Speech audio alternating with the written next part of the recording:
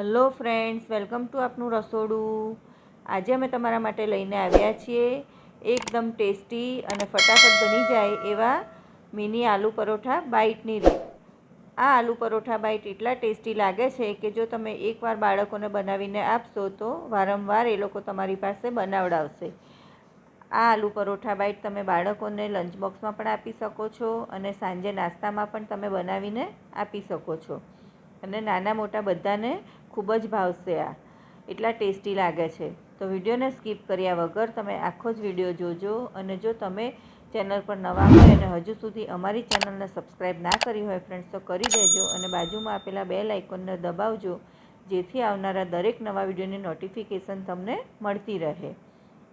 Aloo paratha byte ઘરની સામગ્રીમાંથી જ બની જાય છે। તો તેના માટે અહીં આપણે બાફેલા બટેટા લેવાના છે, એક નંગ ઝીણી ઝીણી સમારેલી ડુંગળી, આદુ મરચાં, કોથમીર સમારેલી ધોઈને, લીંબુનો રસ, મીઠું, ચાટ મસાલો, લાલ મરચું, ધાણા જીરું, હળદર અને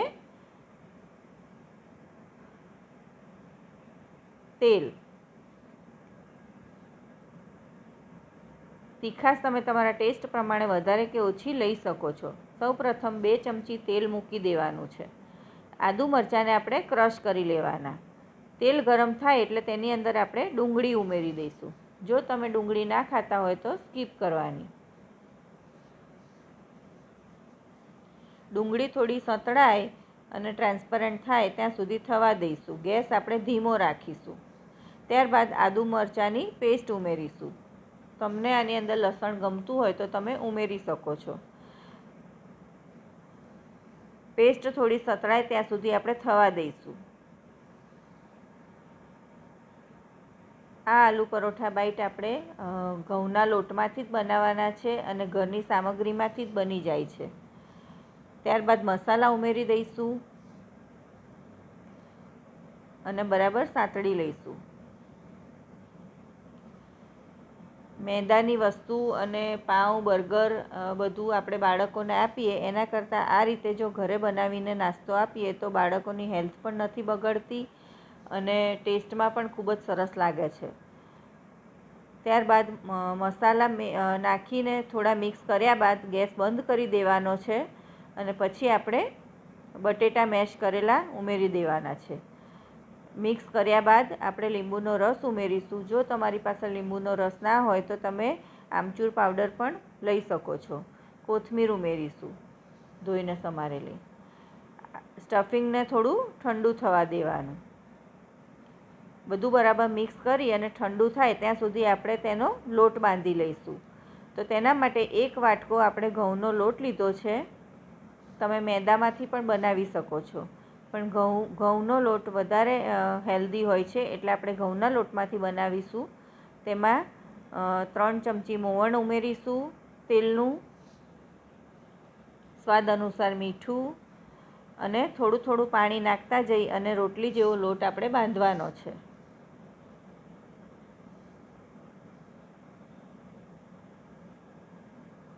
જો તમે રાત્રે સ્ટફિંગ તૈયાર કરી અને લોટ બાંધીને મૂકી દો તો સવારે ફટાફટ તમે લંચ બોક્સમાં બનાવીને આપી શકો છો બાળકોને। સરસ લોટ બંધાઈ ગયો છે। આ રીતનો લોટ આપણે બાંધવાનો છે। હવે આપણે તેને 10 મિનિટ માટે રેસ્ટ આપીશું એટલે લોટ સરસ સેટ થઈ જાય આપણો। 10 મિનિટ થઈ ગઈ છે તો હવે આપણે થોડું તેલ નાખી અને લોટને બરાબર મસળી લઈશું।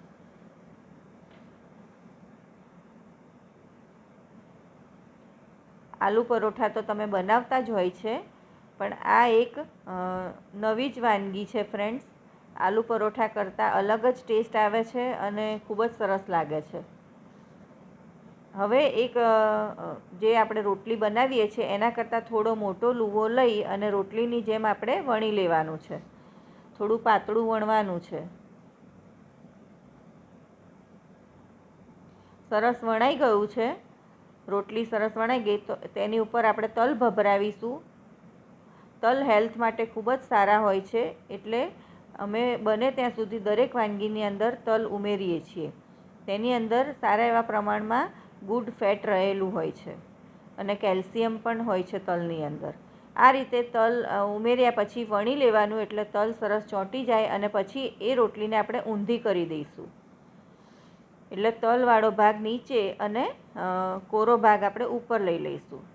ત્યારબાદ તેની ઉપર આપણે ટામેટાનો સોસ લગાવીશું.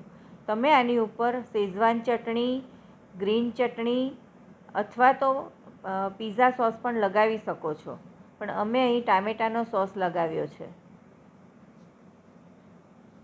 ત્યારબાદ જે સ્ટફિંગ બનાવીને રાખ્યું હતું એ સ્ટફિંગ આપણે તેની ઉપર પાથરી દેવાનું છે. સરસ રીતે આખી રોટલી ઉપર આપણે સ્ટફિંગ પાથરી દઈશું. આની અંદર તમે ચીઝ પણ છીણીને લગાવી શકો છો. જે આ સ્ટફિંગ પાથર્યું હોય એની ઉપર પછી છીણેલું ચીઝ તમે મૂકી શકો છો. અમે અહીં ચીઝ નથી નાખ્યું, પણ તમને ચીઝવાળા ગમતા હોય તો તમે ચીઝ પણ લઈ શકો છો. ત્યારબાદ સ્ટફિંગ લગાવ્યા પછી આવી રીતે કટ પાડી લેવાના છે રોટલીના, અને આ રીતે આપણે રોલ કરતું જવાનું છે એક એક, અને આવી રીતે પ્રેસ કરી દેવાનું. છેડો આપણે બરાબર ચોંટાડી દેવાનો. બધા જ આ રીતે બાઈટ આપણે વાળી લઈશું. રોલ કરતા જવાનું અને પ્રેસ કરતું જવાનું.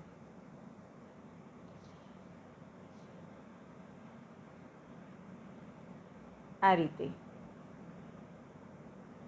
બધા જ બાઈટ આ રીતે તમે કરી અને રાખી દો તો ફટાફટ બની જાય છે.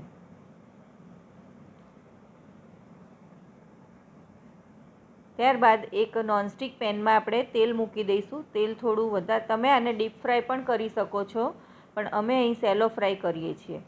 ત્યારબાદ તેલ થોડું ગરમ થાય એટલે ગેસ ધીમો કરી અને બંને સાઈડ ગોલ્ડન થાય ત્યાં સુધી આપણે તેને ફ્રાય કરી લઈશું. આવી રીતે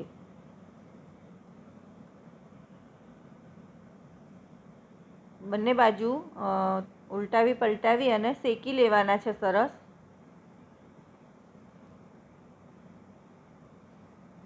અને ગેસ આપણે ધીમો રાખીશું એટલે સરસ ચડી જાય, અંદરથી પણ કાચા ના રહે.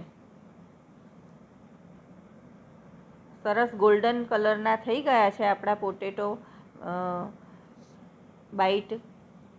આલુ પરોઠા બાઈટ સરસ મજાના ગોલ્ડન કલરના થઈ ગયા છે. જોઈને જ ખાવાનું મન થઈ જાય એવા આ તૈયાર થાય છે. જો તમે આવી રીતે બાળકોને બનાવીને આપશો તો એ લોકોને કંઈક અલગ ટેસ્ટ મળશે અને ખાવાનું પણ મન થશે. બાળકોને એકની એક વસ્તુ ખાવાની નથી ગમતી હોતી, પણ આવી રીતે અલગ અલગ રીતે તમે બનાવીને આપશો તો એ લોકોને પણ ખાવાનું મન થશે. તો તૈયાર છે આપણા આલુ પરોઠા બાઈટ. હવે આપણે તેને સર્વ કરીશું. જો તમે ક્યારેય આ રીતે ના બનાવ્યા હોય આલુ પરોઠા બાઈટ તો એકવાર ચોક્કસથી ટ્રાય કરજો. આ ફટાફટ બની જાય છે અને ખૂબ જ ટેસ્ટી લાગે છે, અને ઘઉંના લોટમાંથી બનેલા હોવાથી હેલ્ધી પણ છે. તેને અમે ટામેટાના સોસ સાથે સર્વ કર્યા છે, પણ તમે દહીં સાથે કે ગ્રીન ચટણી સાથે પણ ખાઈ શકો છો. અમે તમને એક તોડીને પણ બતાવી દઈએ, અંદરથી પણ તમે જોઈ શકો છો. સરસ લાગે છે આ. તો તમને અમારી આ રેસીપી કેવી લાગી તે અમને કમેન્ટ કરીને જણાવજો ફ્રેન્ડ્સ. અને જો તમને અમારી રેસીપી પસંદ હોય તો અમારા વિડીયોને લાઈક કરજો અને વધુમાં વધુ તમારા ફ્રેન્ડ્સ અને ફેમિલી મેમ્બર્સમાં શેર કરજો. બીજી આવી નવી હેલ્ધી અને ટેસ્ટી રેસીપી સાથે આપણે ફરી મળીશું. બાય.